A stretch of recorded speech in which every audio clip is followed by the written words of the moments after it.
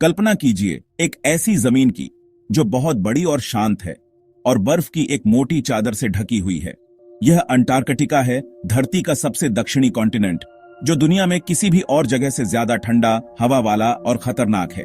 इसका आकार बहुत बड़ा है, यूरोप से भी बड़ा, फिर भी यह इंसानों के लिए पूरी तरह से खतरनाक है। अंटार्कटिका एक ऐसी जगह है जहां कुदरत का राज चलता है और इंसान बस कुछ देर के लिए आने वाले मेहमान हैं। यहाँ की हर यात्रा जिज्ञासा और हिम्मत की परीक्षा है, जो जीने की हदों को और आगे बढ़ाती है। यह कॉन्टिनेंट एक रहस्य बना हुआ है, जो हमें इसकी कठोर सच्चाइयों को जानने की चुनौती देता है।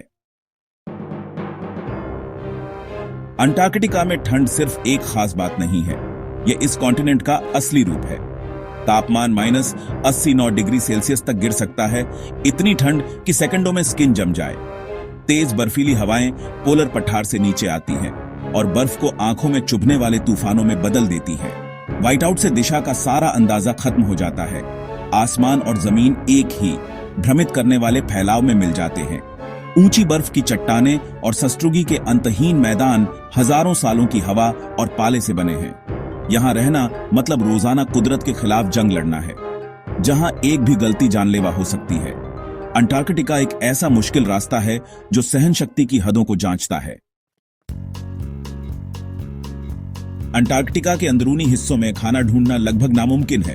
कोई पौधे नहीं, कोई मिट्टी नहीं, कोई जिंदगी नहीं। इस कॉन्टिनेंट में दुनिया की 90% बर्फ है, फिर भी ताजा पानी बर्फ में कैद है, जिसे पिघलाने के लिए कीमती ईंधन लगता है। बर्फीले पानी से घिरे होने पर भी अगर आपके पास उसे पिघलाने का कोई जरिया नहीं है तो आप प्यास से मर सकते हैं। बर्फ के नीचे छिपी हुई दरारें इंतजार करती हैं, जो लापरवाह लोगों को निगलने के लिए तैयार हैं। सिर्फ कोस्ट के पास ही पेंगुइन, सील और समुद्री पक्षी जिंदा रहते हैं, जो ठंड के लिए पूरी तरह से ढले हुए हैं। उनकी जीने की रणनीतियां बताती हैं कि इंसान इस माहौल के लिए कितने कम तैयार हैं। टेक्नोलॉजी के बिना अंटार्कटिका इंसानी जिंदगी के लिए पूरी तरह से रहने लायक नहीं है। अंटार्कटिका के तूफान बिना किसी चेतावनी के आ सकते हैं, टीमों को कई दिनों तक उनके शेल्टर में फंसा सकते हैं। अंतहीन पोलर रात कई महीनों तक अंधेरा लाती है, शरीर और दिमाग दोनों को चुनौती देती है। जिंदा रहना बारीकी से तैयारी पर निर्भर करता है। कई परतों वाले कपड़े, डिजाइन किए गए शेल्टर और भरोसेमंद इक्विपमेंट, वैज्ञानिक और खोजकर्ता ट्रैक किए गए वाहनों, एडवांस नेविगेशन और लगातार कम्युनिकेशन पर निर्भर करते हैं। सिर्फ असाधारण रूप से बहादुर और कुशल लोग ही यहां आने की हिम्मत करते हैं, ज्ञान या सहन शक्ति की आखिरी परीक्षा की तलाश में।